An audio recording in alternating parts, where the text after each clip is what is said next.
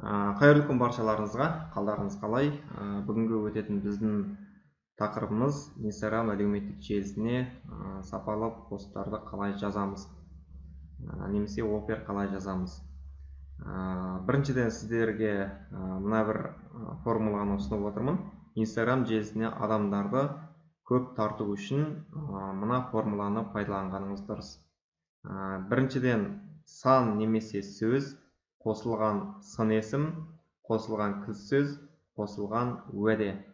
Мысалы ретінде, сіз кез келген бір тауарыңызды жарнамаласаңыз, осы формуланы қолданып жазуыңызға болады. Мысалы, қалай айына Instagram желісі арқылы 1 миллион теңге табуға болады. Енді мұнда қарайық. Бас жағына қарасаңыздар, қалай дегеніміз сын есім, қосылған айына дегеніміз уәде, Instagram желісі арқылы дегеніміз кілт сөз. Бұл арада сіздің тауарыңыздың кез келген кілт сөзін қоюға болады.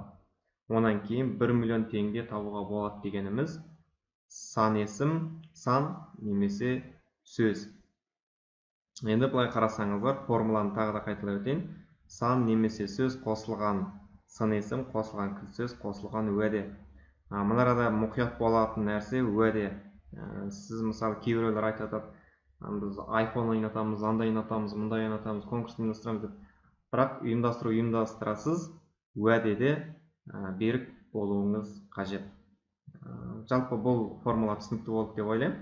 Сонымен осы формула арқылы қолданып сапалы посттарды жазуға болады. Енді екінші жолы мысал ретінде жаңағы постты қалай жазамыз деп атады. Мысалы, сізде бір өнім болса, ол өнімнің құны 25 мың теңге болса, сатылатын бағасы 9 мың теңге болса, жеткізілуі 750 теңге дейік. Мына арадан мысалы бағасы негізгі құны жеткізілуі деген формула шығады. Мына арадан мысалы біз айттық, бағасы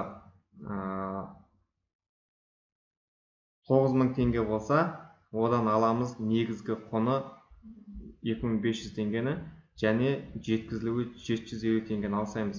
Сонда 5750 теңге бар. Мен мысал ретінде көрсетіп жатырмын сіздерге.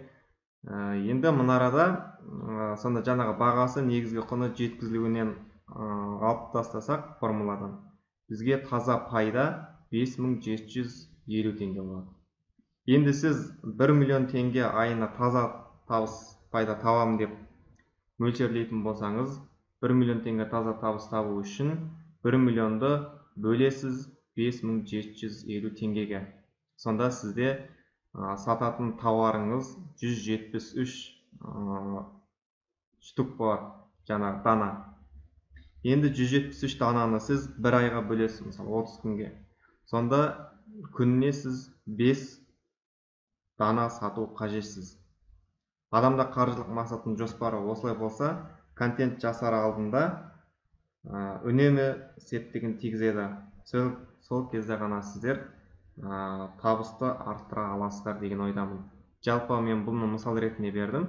Сіздер өздеріңіздің тауарларыңызды, өнімдеріңізді осылай формулаға салу арқылы, сапалы контент, сапалы пост, опер жазу арқылы пайда таба аласыздар. Жалпы осыны мақсат етіп алға қойып, өздеріңіздің нақты айына таза пайда табатын жоспарларыңызды ұсынуға болады. Жоспар бойынша жүріп, көздеген мақсаттарыңызға жетуге болады.